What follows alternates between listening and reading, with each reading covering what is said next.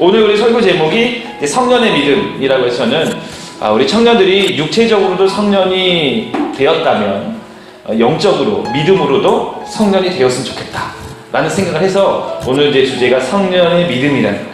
여러분, 우리가 역사적으로 성년의 날은요, 우리나라에서 매년 5월 셋째 주 월요일이 성년의 날로 지킵니다. 우리나라에서 옛날에 그 성년례라는 게 있었어요. 고려 광종 때인데, 그러니까 우리가 965년경에 그 성년례라는 게 있었어요. 이때에 세자 유에게 원복을 입혔다는 데서 비롯된 것이 성년례입니다. 여기서 보면 성년례는 남자의 경우에는 관례를, 여자의 경우에는 계례가 있었으며, 또 고려 이후 조선 시대에는 중류층 이상의 가정에서 보편화된 제도였습니다. 그러니까 좀 괜찮게 사는 집에서만 지키던 게 이 성년례라는 것이죠. 근데 20세기 전후에 이게 없어졌어요, 갑자기 이제. 우리 조선 시대까지 오던 이 성년에 대한 기념이 싹 사라졌었어요. 근데 1973년에 우리 이제 나라에서 이제 다시 역사적인 것을 재발굴해가지고 만들어 놓은 거예요. 1973년에 사회인으로서 책무를 일깨워주며 성인으로서의 자부심을 부여하기 위하여 지정된 기념일로 국가에서 이렇게 했어요. 그래서 매년 5월 셋째 주 월요일은 성년의 날이다 라고 이제 의미를 부여했습니다. 그러니까 성년의 날은 너희는 이제 성년이 되었다. 성년이라는 건 무엇입니까? 이제 사회의 일원으로 너희가 인정을 받는다는 거야. 우리나라의 사회의 일원으로 인정을 받는다는 건 무엇이냐면, 너희가 스스로 생각할 수 있고 스스로 결정할 수 있고 스스로 너희가 책임을 질 수 있는 그런 나이가 되었다라는 의미에서 성년의 날이다 라는 의미를 가지게 되었다는 거예요. 그리고 여러분들 지금 다 이게 성년이잖아요. 이제 성년이잖아요. 성년이라는 게 무엇이냐면, 내가 내 인생에 대해서 독립적으로 생각할 수 있고, 그리고 결정할 수 있고, 그리고 책임을 질 수 있는 그런 존재다라는 의미를 가진 그런 뜻이 성년이라는 것이라는 거죠. 그리고 여러분들, 내가 성년이라고 생각한다면, 또 여러분들 그렇게 믿고 있다면, 당연히 나는 성년이라고 지금 여기고 있다면, 여러분들의 인생에 대해서 책임감을 가져야 되는 거예요. 그러니까 저는 여러분들 때 많이 쓰였던 그런 단어를 싫어요. 뭐 3포 세대, 뭐 5포 세대, 7포 세대, M포 세대. 저는 그 말이 참 마음에 안 들어요. 너무 무책임한 것 같아요. 그러니까 성년이 아니라 저는 아직 정신적으로, 육체적으로는 성년이지만 정신적으로는 아직 아동이에요. 저는 그렇게 생각합니다. 그러니까 여러분들은 내가 성년이라는 것은 이제 내 삶에 대해서 여러분 자부심을 좀 가져야 돼요. 내 환경과 내 여건이 어떻든지 간에 내가 내 인생에 대해서 개척하고자 하는, 도전하고자 하는 그런 열정과 열심이 여러분들 가운데 있어야 되는 거죠. 이것이 진정으로 성년이라고 불리는 것이에요. 여러분, 발달심리학에서 보면 이제 그런 이야기를 해요. 여러분들은 지금 그 청년기를 거치고 있는 사람들, 청년기를 거치고 있어요. 그런데 청년기가 그 청년기 초기가 있고 청년기 후기가 있어요. 그러니까 12세부터 여러분들이 생각한 청소년이라 해요. 청소년 이제 청년기에 들어가요. 그 큰 카테고리로 보면은. 그러니까 12세부터 20대 한 후반까지는 청년기라고 해요. 청년기.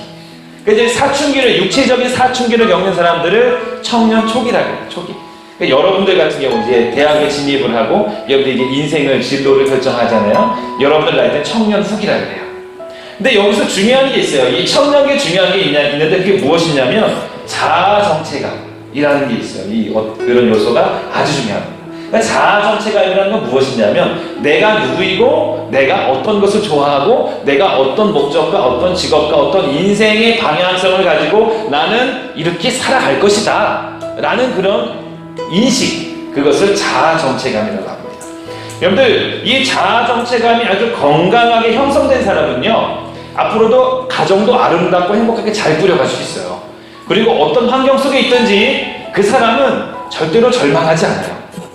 그냥 주저앉아 있지 않아요. 아픔과 슬픔이 다가와도 곧 잘 이겨내는 사람들, 이 사람이 아주 건강한 자아정체감을 가진 사람들이라는 것입니다.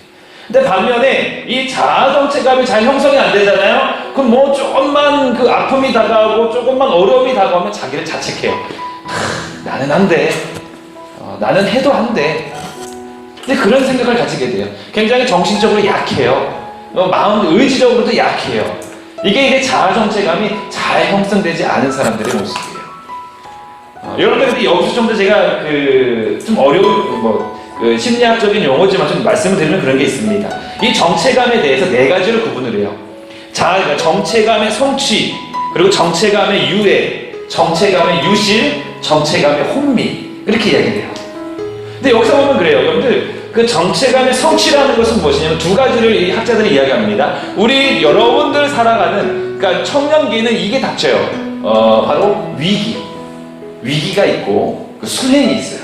위기라는 게 있고 수행. 그러니까 위기와 수행은 위기를 극복해 나가는 거예요. 근데 우선 보면은 여러분들 삶 가운데에 위기가 닥쳐요. 첫 번째는 위기가 뭐냐면 사춘기입니다.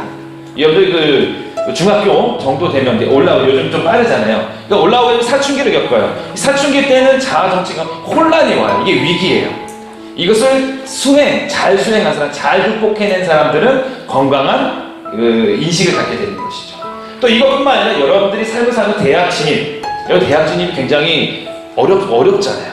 그리고 대학 진입에 또 좌절되면 굉장히 마음도 정신적으로 힘들어요. 여러분들 대학을 진입했다고 다 만사가 끝이 아니에요. 대학에 들어갔던 나랑 적성이 안 맞아요. 나랑 안 맞는 것 같아. 이 대학이 나랑 안 맞는 것 같아. 너무 힘들어요. 이런 모든 것들이 다 위기예요. 여러분 세상 가운데 위기가 닥쳐옵니다. 그러면 수행이 있어야 되는 것이죠.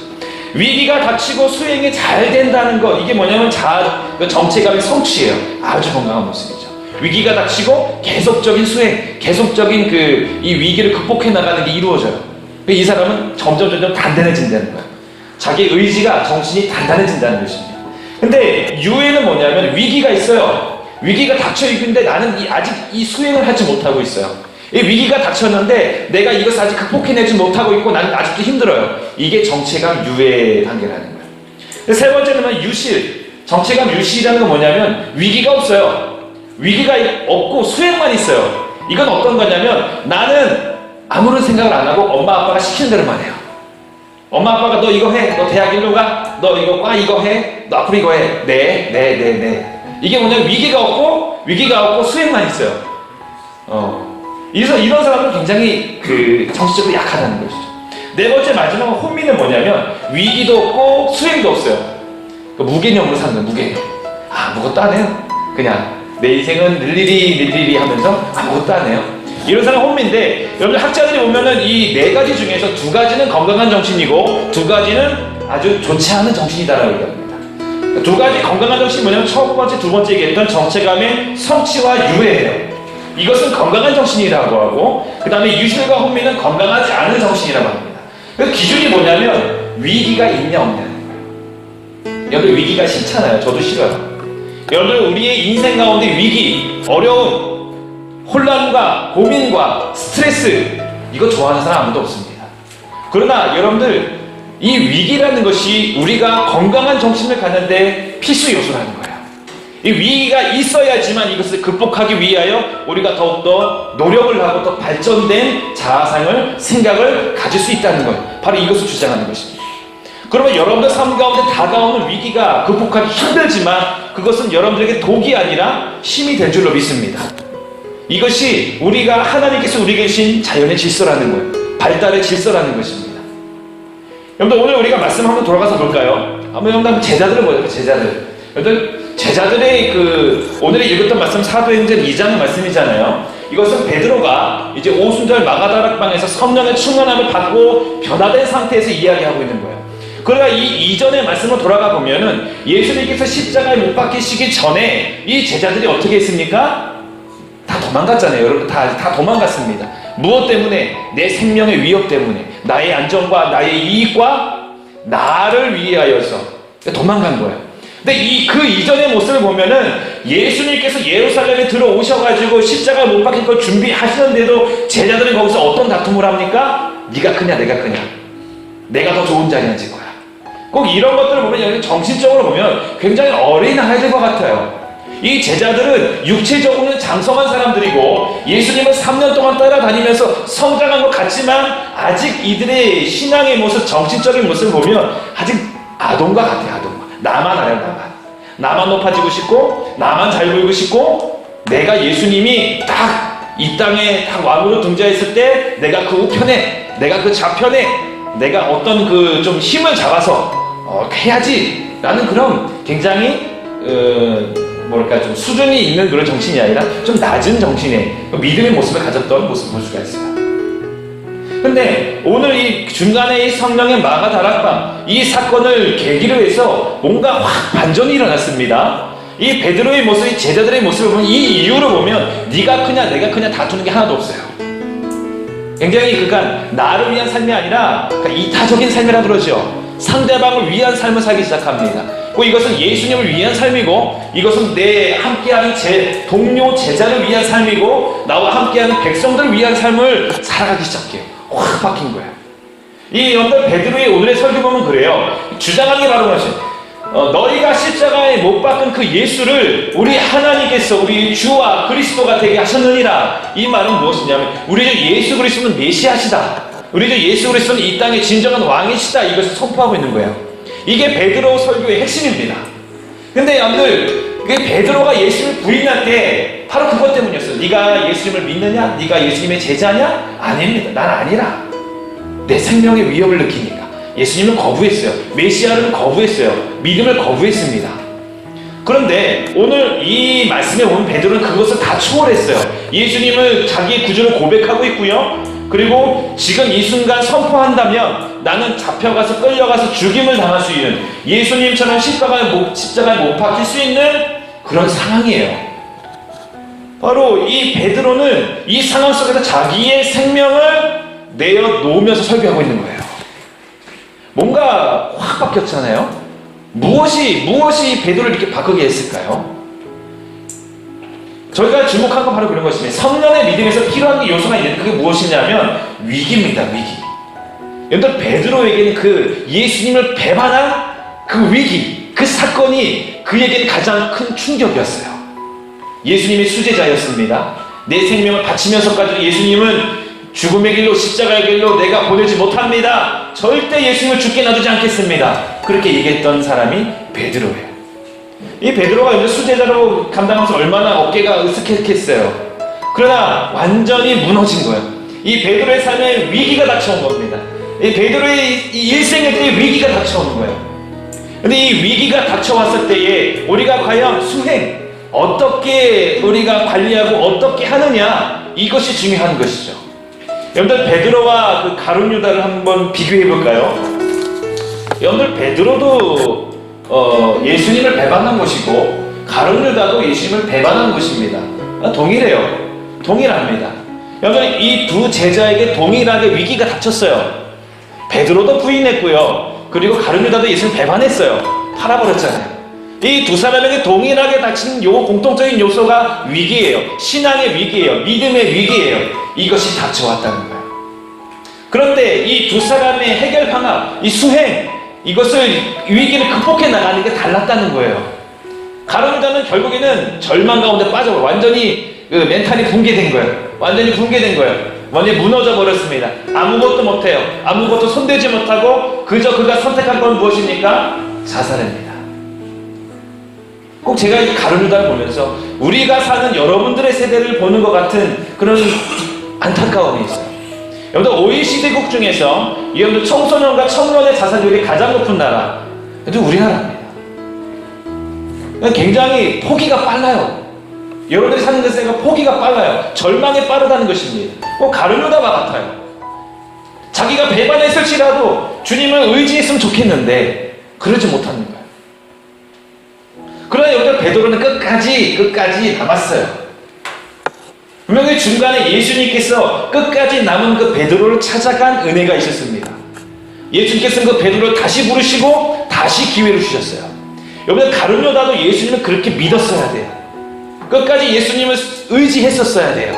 그러나 그는 그 마음을 놓아버린 거예요. 완전히 예수님을 향한 마음을 놓아버리는 것이죠. 그러나 베드로는 어쨌든지 남아서 예수님을 만났습니다. 예수님께로부터 부르심을 받았고 그는 예수님께서 말씀해주신 언약대로 성령의 역사를 받으고 말미암아 그의 삶이 업그레이드 됐어요.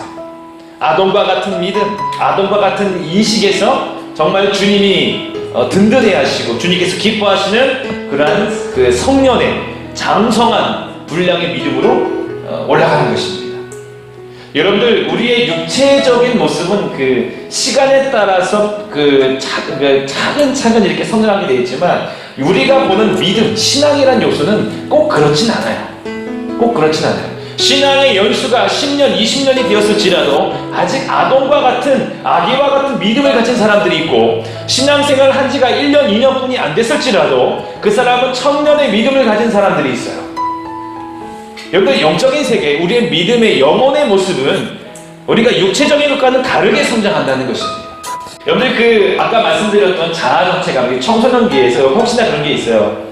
아무런 나는 위기도 없었어요. 그리고 부모님이 시키는 대로만 했어요. 아까 정체감의 유실 단계에 있는 친구들이죠. 이런 사람들이 나중에 어떻게 되는지 알아요? 거의 대부분이 늦게, 그러니까 중년의 사춘기를 경험한다는, 중년의 사춘기. 그러니까 우리가 부모님 볼 때는 얘는 나를 한 번도 속속인 적이 없고, 얘는 사춘기 있은 적이 없는 것 같고, 얘는 부모님 말씀에는 예스맨, 한 번도 내 말에 노한 적이 없는. 근데 이런 사람들이 보면은 대부분이 또 중년 사춘기 들어갑니다. 중년 사춘기. 그동안에 그 삶 가운데에 큰 위기가 없었는데, 나이가 들면 들수록 부모님은 연로해 가고, 그러니까 부모님의 보호함과 부모님의 힘이 약해짐에 따라서 자기가 선택하고 자기가 해야 되는데 뭔가 맞지가 않아요. 왜냐하면 그동안에 아주 단단한 내 마음과 정신이 단단해지지 않았기 때문에, 여러분들, 그런 상태, 그러니까 나중에 후회 사춘기에 빠진 사람들도 있다고 해요. 그래서 갑자기 잘 다니던 직장을 그만두고, 아니면 갑자기 어떤 문제가 생겨서 중년 이후에 방황하는 사람들, 이런 사람들이 중년 사춘기에 또 속해 있는 사람들이다 라고 이렇게 얘기하는 사람들도 있습니다. 여러분, 우리 신앙도 마찬가지예요. 저는 여러분들 나이 때에 신앙에 대해서 고민을 좀 많이 해봤으면 좋겠어요. 정말 여러분들 머릿속에 물음표를 좀 가졌으면 좋겠어요. 특히 여러분들, 우리 모태신앙의 사람들은 어릴 때부터 당연히 교회를 나왔기 때문에 궁금증이 별로 없을 수 있어요. 왜? 당연한 거기 때문에. 그러나 여러분들의 머릿속에 성경을 볼 때라든지 예배를 드릴 때라든지 여러분들의 신앙생활과 또 여러분의 삶 속에서 주님을 묵상할 때에 머릿속에 좀 물음표를 그렸으면 좋겠어요. 왜 하나님께서 이렇게 말씀하셨지? 왜 하나님께서는 우리에게 이런 것을 요구하시지? 왜 하나님께서는 나를 이 자리에 왜 이렇게 놓으셨지? 하나님께서는 왜 나를 이런 진로와 이런 대학과 나를 이런 상황 가운데 놓으셨지? 라는 그런 궁금증과 물음이라는 것입니다. 여러분들이 그렇게 궁금증과 물음을 가지고 주님 앞에 나아갈 때에 우리 주의 성령께서 여러분들의 기도와 여러분들의 예배를 통하여서 하나하나씩 저는 응답해 주실 줄 믿어요. 여러분들이 살아가는 세상이 너무 빡빡하고 바쁘고 생각할 겨를이 없다라고 이야기하지만, 여러분들은 그 모든 것을 극복해 나가며 조절할 수 있는 힘이 여러분들에게 있는 것을 여러분들 믿으셔야 돼요. 아직 여러분들, 내 삶은 내가 조절을 잘 못하고 있다. 그건 무엇이냐면 우선순위를 잘 설정하지 못해서 그래요. 다 할 일이 많아요. 다 하고자 하는 일이 많아요. 그 중에 내가 무엇을 놓고 무엇을 먼저 해야 될지를 모르면 그냥 바쁘기만 한 거예요. 그러면 여러분들 삶 가운데에 내가 지금 이 순간 분명히 내가 포기하지 말아야 될 그 중요한 우선순위를 여러분 삶 가운데 세우시기 바랍니다. 그 우선순위 가운데에, 그 우선순위를 가지고 기도할 때에 주님께서 그 자리 가운데 역사하신다는 것입니다. 오늘 베드로의 우선순위 뭐였어요? 주님을 배반했던 그 베드로. 이 베드로의 우선순위는 주님의 약속이었어요.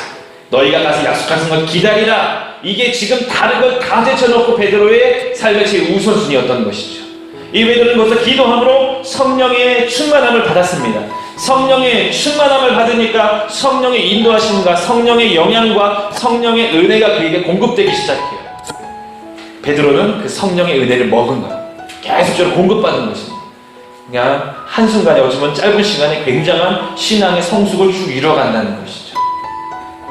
여러분들, 주님께서는 저와 여러분들에게도 이 성숙한 믿음을 요구하신 줄로 믿습니다. 성년의 믿음을 요구하신 줄로 믿습니다. 우리 청년들이, 여기에서 예배하는 우리 모든 청년, 이제 하나님, 내가 그동안 주님께 받기만 했다면 이제는 내가 내게 주신 하나님의 은혜로 내가 주를 위하여 내가 어떤 결단과 노력을, 열매를 맺기를 원합니다. 이러한 더 성장한, 그리고 주님을 향한 내 주위의 사람을 향한 그런 기도의 제목이 여러분들 가운데 넘치기를 바랍니다.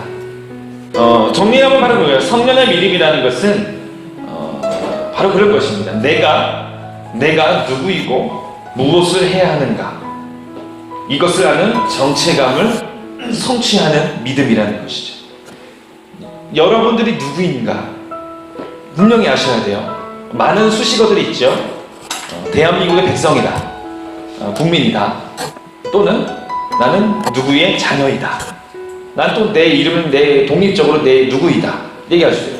그래서 더 우리가 소중하고 더 우리가 궁극적인 우리의 존재가 있다면 무엇입니까?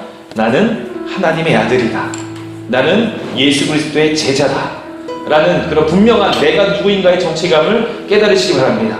그리고 이 정체감을 깨달았다면, 내가 누구인지를 깨달았다면 내가 무엇을 해야 되는가를 여러분들께서 빨리 정립하시기 바라요. 여러분들이 지금 꿈꾸고 있는 미래의 직업상이 있잖아요. 거기에 여러분들 저번에 얘기했듯이 거기에 플러스 해서 예수 그리스도를 거기에 넣으시기 바랍니다. 유치원 교사면 나는 예수님을 믿는, 예수님을 증거하는 유치원 교사. 혹시나 여러분들 뭐 간호사면은 나는 예수님의 사랑을 가지고 생명을 살리는 그런 간호사가 됩니다. 여러분들 예수님께로부터 주시는 은혜, 성령의 인도하심을 받는 그런 것들을 여러분들 인생 가운데 위에 제일 위로 올려놓으시기 바랍니다. 그럴 때에 주님께서 여러분의 삶 가운데 더욱더 간섭하시고 은혜를 더하신다는 것이죠. 혹시나 여러분들 지금 위기 가운데 있습니까? 고민되고 혼란스러운 것이 있습니까? 그것에 절망하지 마시고 하나님, 이 위기를 내가 기회로 활용하여서 주님의 은혜를 더 충만하게 더 성장하는 계기가 되게 하여 주시옵소서. 기도하는 여러분들 되길 바라겠습니다.